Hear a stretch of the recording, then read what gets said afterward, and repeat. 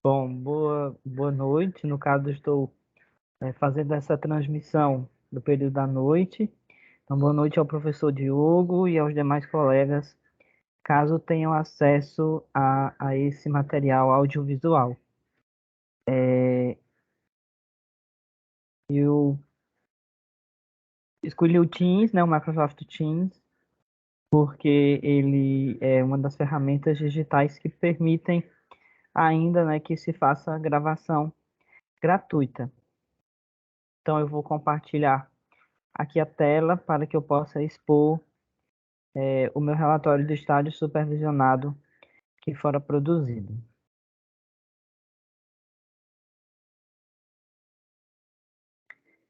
Bom, como eu falei para vocês, como eu falo para o professor Diogo,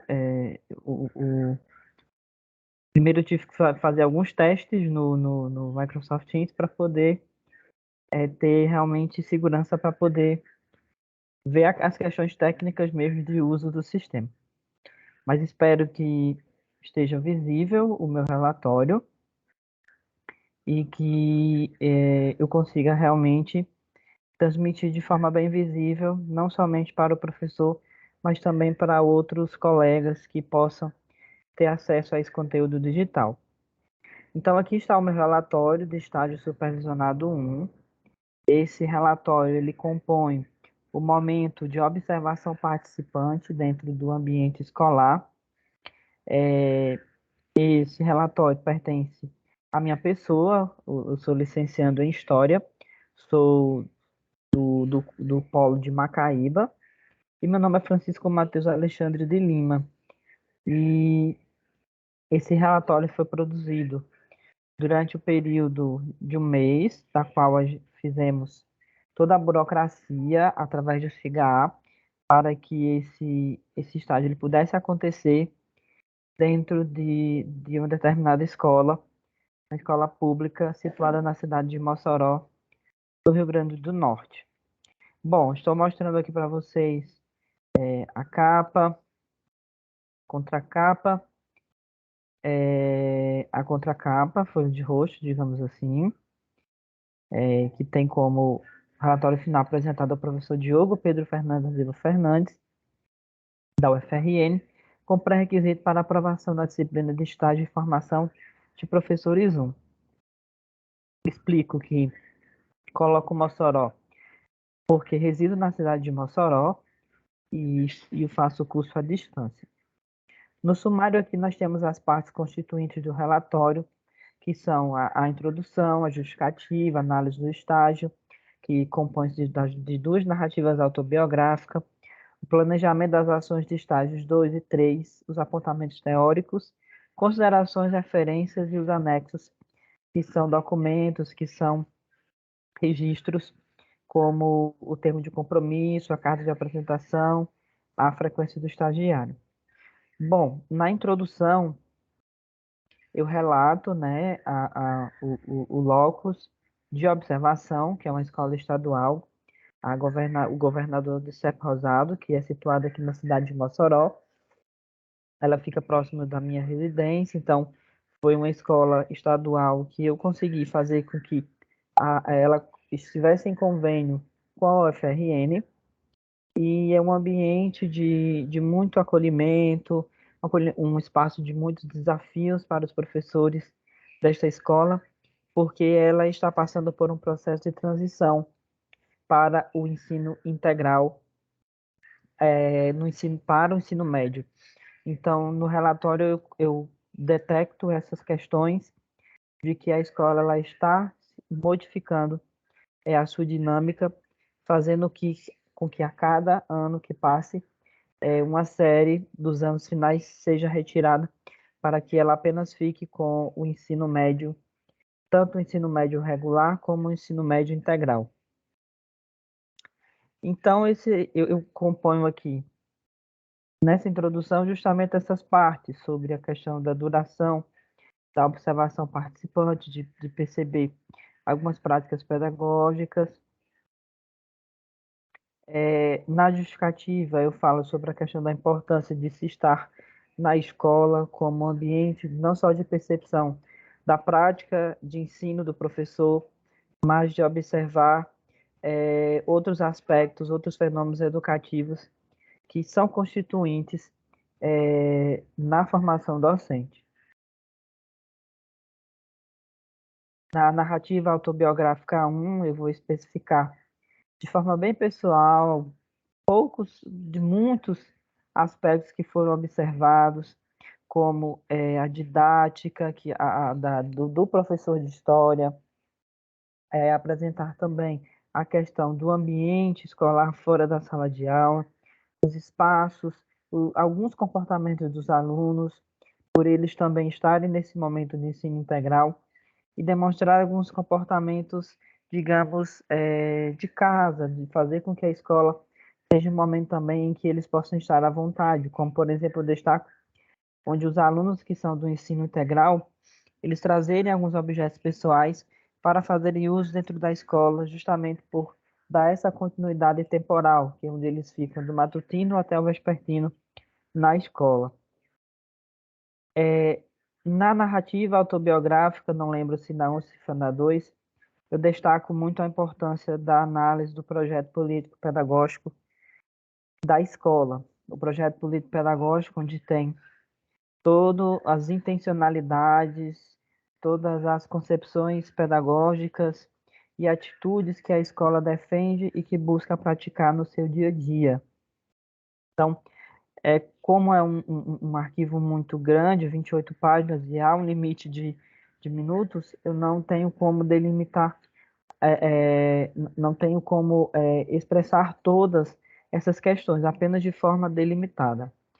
No planejamento das ações de estágios 2 e 3, eu quero fazer uma intervenção através do conteúdo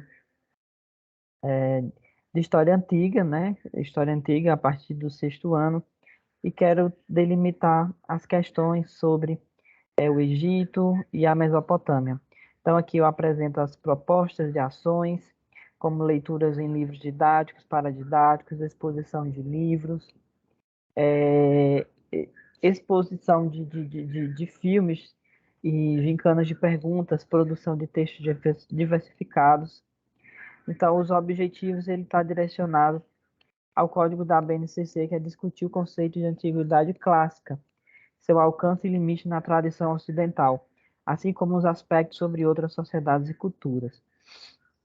Então, a Mesopotâmia e Egito será realmente 2 conteúdos que eu pretendo fazer com o público de alunos do 6º ano, da mesma rede pública estadual em que fiz o estágio, ou em qualquer outra escola ao derredor.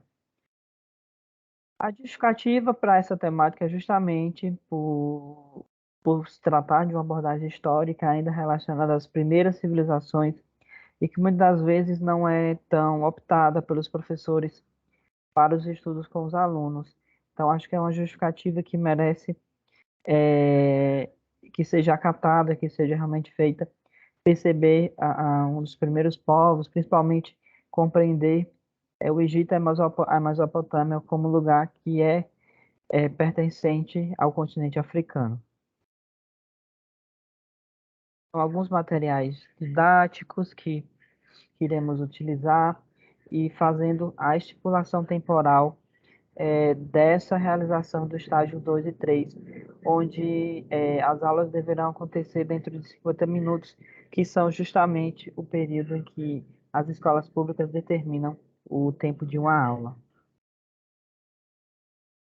Os apontamentos teóricos, eu trago justamente uma discussão de se pensar a escola não somente a sala de aula, mas pensar a escola como todo um conjunto de fenômenos educativos.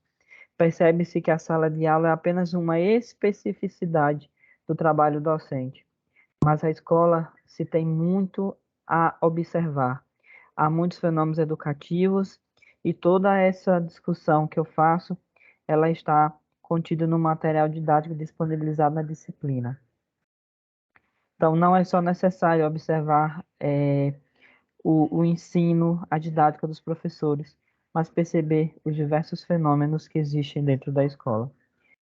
Como considerações finais, né, eu percebo que isso foi um momento indispensável, tanto na observação dos conteúdos que foram é, aplicados pelos professores, aplicado pelo docente, dentro da sala de aula, que foram conteúdos que fazem parte do Programa Nacional do Livro Didático, e perceber que a postura do professor ela se diferencia em muitos momentos, dependendo dos fenômenos educativos que existem dentro dos fenômenos também comportamentais dos alunos dentro da sala de aula. Então, eu concluo que a escola se constitui como esse espaço múltiplo de formações, onde o aluno ele não vai só aprender os conteúdos curriculares, mas ele vai aprender também as diversas interfaces dos comportamentos uns com os outros, da interação uns com os outros. Como o tempo já extrapolou, eu trago aqui apenas a referência do material que eu sustento a base da discussão, e nos anexos eu mostro a carta de apresentação da escola, para a escola, o termo de compromisso, que fora gerado por toda a comunicação via SIGA, via Secretaria de Curso de História. Nós temos a assinatura da minha pessoa, do estagiário, do vice-diretor da escola, da professora, no caso, supervisora.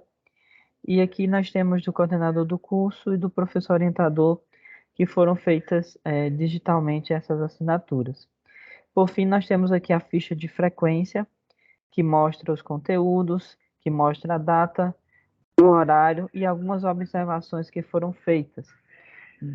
São 5 páginas de conteúdos, de metodologias. Constituímos a duração do estágio de 40 horas, mas que, se formos percebermos, a partir do horário de entrada, de 7 horas às 11h30, nós percebemos um extrapolar de 40 horas. Mas não necessariamente a gente vai implicar com essa questão, porque foi muito importante perceber a dinâmica, perceber todo esse tempo que estive observando a escola e principalmente olhando e percebendo como é essa relação entre o professor, o conteúdo e o aluno, vendo quais os alunos que estavam interessados, outros alunos que eram bastante observadores e curiosos. Isso acontecendo, claro, nas aulas dos anos finais do ensino fundamental, como também no ensino médio integral e também no ensino médio regular. Como vocês vão perceber, aí alguns conteúdos, como por exemplo, povos e comunidades tradicionais, urbanização e necessidade de abastecimento em direção às minas, que no caso aí sobre a questão da história do Brasil, no Brasil colônia, dentre outras observações. Então, esse foi o meu vídeo. Não sei se fiz compreender a todos, mas agradeço pela atenção de todos.